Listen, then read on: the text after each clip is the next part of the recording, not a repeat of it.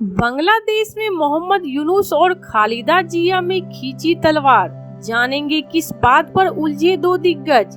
तो वहीं दूसरी तरफ सऊदी अरब ने ईरानी सुप्रीम लीडर को क्यों दी चेतावनी। खाड़ी में क्या होने जा रहा है, जानेंगे क्या है मामला। जहां एक तरफ ये सब कुछ चल रहा है तो वहीं दूसरी तरफ S-400 ने पहली बार किया यूक्रेनी F-16 का शिकार। रूसी सैनिकों पर इनाम की बौछार। टेंशन में है अमेरिका। जियोपॉलिटिक्स में बहुत कुछ चल रहा है, जानने को मिलेगा बहुत कुछ। आइए जानते हैं इन खबरों को विस्तार से। रूस ने दावा किया है कि उसके S-400 मिसाइल सिस्टम ने यूक्रेनी F-16 लड़ाकू विमान को मार गिराया है।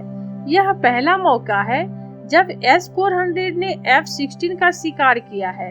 इस घटना के बाद रूस में S-400 ऑपरेट करने वाले सैनिकों को खूब सारा इनाम भी दिया गया है। इस घटना से अमेरिका की टेंशन बढ़ गई है, क्योंकि वह दुनिया में F-16 का सबसे बड़ा ऑपरेटर और एकमात्र निर्माता है। इस विमान को दुनिया के दर्जनों देश इस्तेमाल करते हैं, जिनमें भारत का पड़ोसी पाकिस्तान भी शामिल है। इससे पहले ऐसी अटकलें लगाई जा रही थी कि Su-35S लड़ाकू विमान ने S-400 सिस्टम को निशाना बनाने की जानकारी दी होगी, ताकि मार गिराने में आसानी हो। ऐसा माना जाता है कि F-16 की कम ऊंचाई और S-400 से बहुत अधिक दूरी के कारण यह सिस्टम की एंगेजमेंट रेंज से बाहर हो गया होगा। हालांकि पुरस्कार विजेताओं में किसी भी Su-35S पायलट की अनुपस्थिति से पता चलता है कि केवल S-400 सिस्टम ने ही यूक्रेनी F-16 का पता लगाया, उसे ट्रैक किया और बाद में मार गिराया।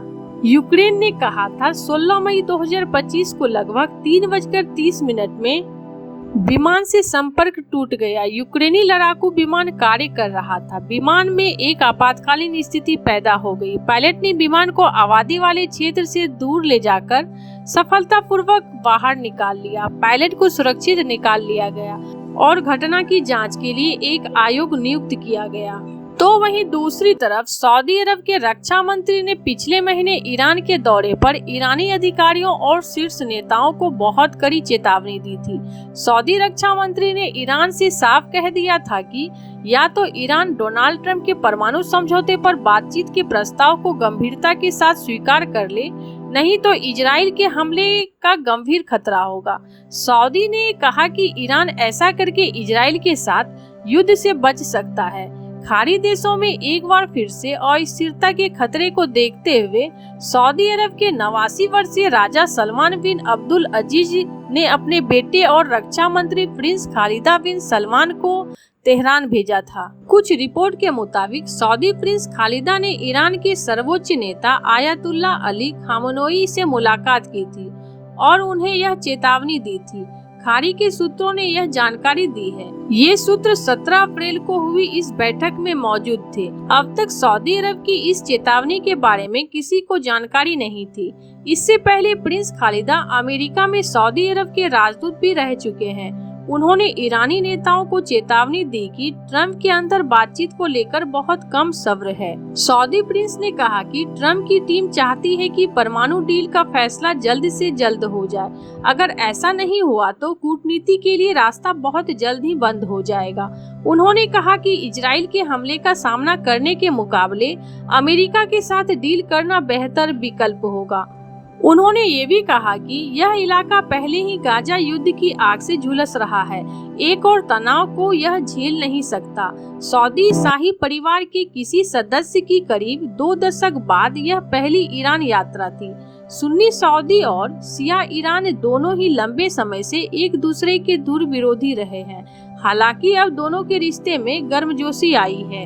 इस बीच अमेरिका के राष्ट्रपति डोनाल्ड ट्रंप ने बुधवार को कहा कि उन्होंने इजराइल के प्रधानमंत्री बेंजामिन नेतन्याहू से ईरान पर हमला रोकने को कहा है, ताकि अमेरिकी प्रशासन को तेहरान के साथ नए परमाणु समझौते पर आगे बढ़ने के लिए और समय मिल सके।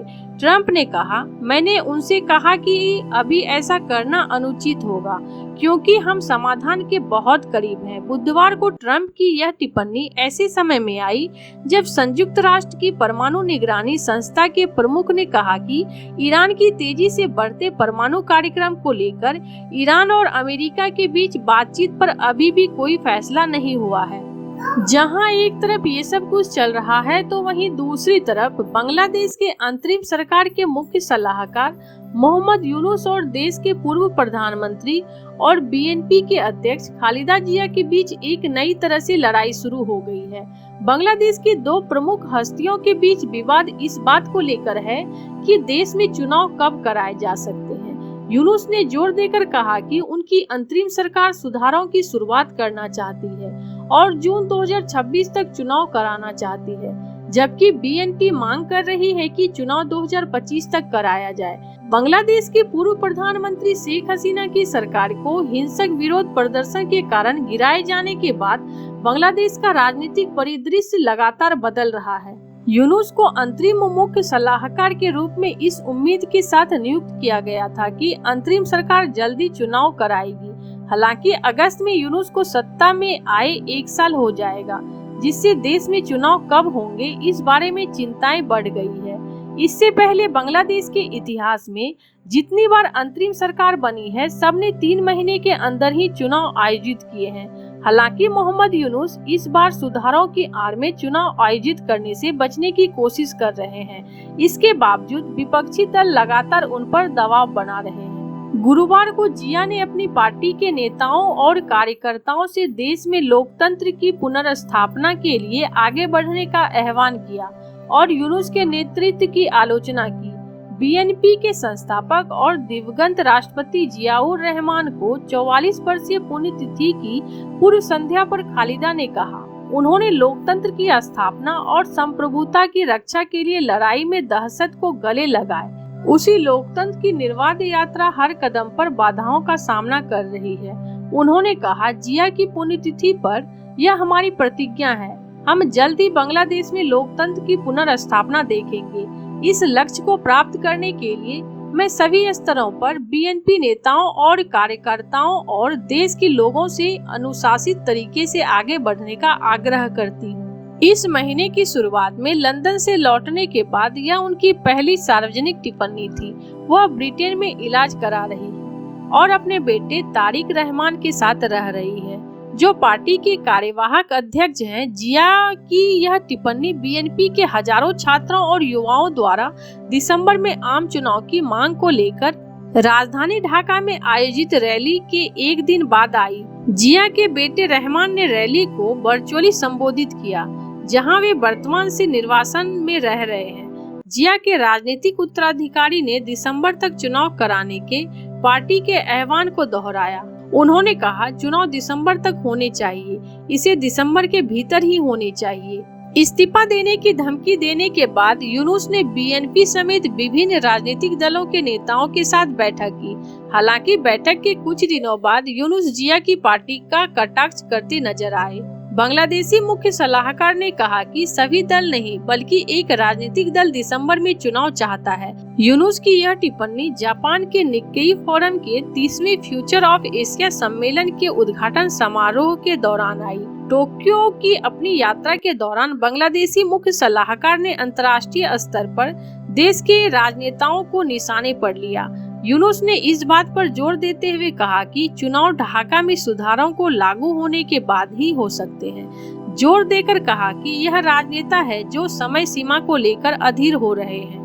यूनुस ने जापानी प्रतिनिधि मंडल से कहा, राजनेता बहुत अधीर हैं, उन्हें सत्ता की अपनी सीटों पर पहुंचाना पसंद है, इसलिए मैं उनसे लंबे समय से वादा कर रहा हूं कि चुनाव दिसंबर 2025 या सबसे कम जून 2026 में कराए जा सकते हैं, यानी 6 महीने। उन्होंने कहा, यह इस बात पर निर्भर करेगा कि आप कितनी तेजी से सुधार कर सकते हैं। अगर सुधार प्रक्रिया धीमी है तो इसमें देरी होगी, इसलिए लोग जोर दे रहे हैं, हमें बताएं कि चुनाव कब होंगे।